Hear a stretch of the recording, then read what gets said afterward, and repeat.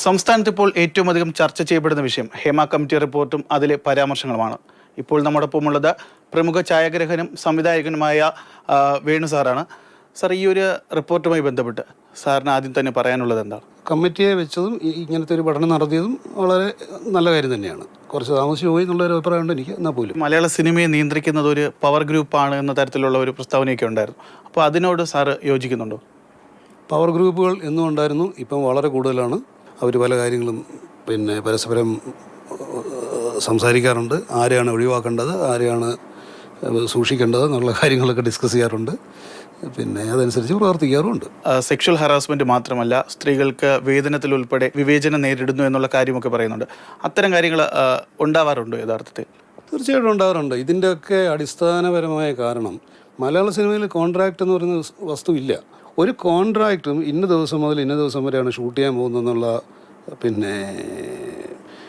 ഷെഡ്യൂളുകളും കാര്യങ്ങളും, ഇത്ര പൈസയാണ് കൊടുക്കാൻ പോകുന്നത്, ഇത്ര പൈസയാണ്, ഇത്ര ദിവസമാണ് ഞാൻ ജോലി ചെയ്യേണ്ടത് എന്നുള്ളതിനെക്കുറിച്ച് വ്യക്തമായ ധാരണകളും രണ്ട് പാർട്ടികളും ഒപ്പിട്ടതും ആയ ഒരു കഷ്ണം കടലാസ് ഉണ്ടെങ്കിൽ ഇതിൻ്റെ പകുതി പ്രശ്നങ്ങൾ തീരും. സിനിമയിൽ എന്തെങ്കിലും പ്രശ്നമുണ്ടെങ്കിൽ അതിനെതിരെ പ്രതികരിച്ചു കഴിഞ്ഞാൽ മാറ്റപ്പെട്ട പുരുഷന്മാരുണ്ട് എന്ന് പോലും പറയപ്പെടുന്നു. അങ്ങനത്തെ എന്തെങ്കിലും സാഹചര്യങ്ങൾ സാറിൻ്റെ അറിവിൽ ഉണ്ടായിട്ടുണ്ടോ? അയ്യോ, ഈ തൊഴിൽ നിഷേധം സ്ത്രീകൾക്ക് മാത്രം കിട്ടുന്ന ഒരു ദുരനുഭവം അല്ല. അതങ്ങനെ തെറ്റിദ്ധരിക്കരുത്. ഇത് ആർക്കും തിലകൻ ചേട്ടൻ ഇത്ര ഒരുപാട് കാലം ഇങ്ങനെ നടന്നത് മറ്റു പലരും ഇതൊക്കെ അവരാരും സ്ത്രീകളായതുകൊണ്ടല്ലോ. ഹേമ കമ്മിറ്റി റിപ്പോർട്ടിൽ ഉൾപ്പെടെ പരാമർശിച്ചിട്ടുള്ള ചിലരുടെ കാര്യങ്ങൾ മാത്രമാണ്. പക്ഷേ ഇത്തരം പരാമർശങ്ങൾ കൊണ്ട് സിനിമാ മേഖലയിൽ കൃത്യമായി ജോലി ചെയ്യുന്നവർ അല്ലെങ്കിൽ നേരായ രീതിയിൽ സിനിമയിൽ എത്തിയവർക്ക് കൂടി അത് ബാധകമാകുന്നില്ലേ? തീർച്ചയായിട്ടും നേരായ രീതിയിൽ സിനിമയിലെത്തിയവർ ധാരാളമുണ്ട്. ഈ വക അളിവിളികളിലൊന്നും ഇടപെടാത്ത മാന്യമായിട്ട് സിനിമയിൽ പ്രവർത്തിക്കുന്ന സംവിധായകരും നടന്മാരും പ്രൊഡ്യൂസർമാരും ഒക്കെ ധാരാളമുണ്ട്. എല്ലാവരും ഇങ്ങനെയൊന്നും അല്ല ഇതിൻ്റെ അർത്ഥം. പക്ഷേ എല്ലാവരും ഇങ്ങനെ ആകേണ്ട കാര്യമുണ്ടോ? അത് എല്ലാവരും ഇങ്ങനെ ആകുന്നവരെ നമുക്ക് വെയിറ്റ് ചെയ്യേണ്ട ആവശ്യമുണ്ടോ?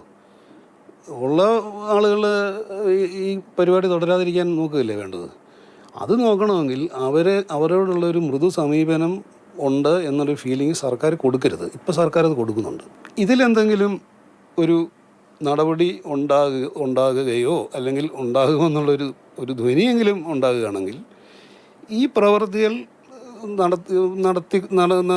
കൊണ്ട് പ്രത്യേകിച്ച് ഒരു ബുദ്ധിമുട്ടും ഉണ്ടാകാൻ പോകുന്നില്ല എന്ന് വിചാരിച്ച് നടന്നിരുന്ന കുറേ ആളുകൾക്ക് രണ്ടാമതൊന്നുകൂടെ ചിന്തിക്കേണ്ടി വരും.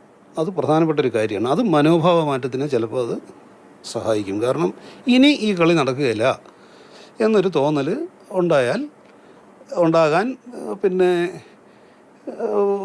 ഉതകുന്ന എന്തെങ്കിലും ആക്ഷൻ ഉണ്ടായാലും അത് നടക്കുള്ളൂ. വേണു സാർ പറഞ്ഞതുപോലെ തന്നെ സിനിമാ മേഖലയിൽ ഈ ഒരു ഹേമ കമ്മിറ്റി റിപ്പോർട്ടുമായി ബന്ധപ്പെട്ട നിയമ നടപടികൾ ഉണ്ടാവുന്നതിനോടൊപ്പം ആളുകളുടെ മനോഭാവത്തിൽ കൂടി മാറ്റമുണ്ടായാൽ മാത്രമേ സിനിമാ മേഖല ഇനി മുന്നോട്ട് പോവുകയുള്ളൂ എന്നാണ് നമുക്ക് മനസ്സിലാകുന്നത്.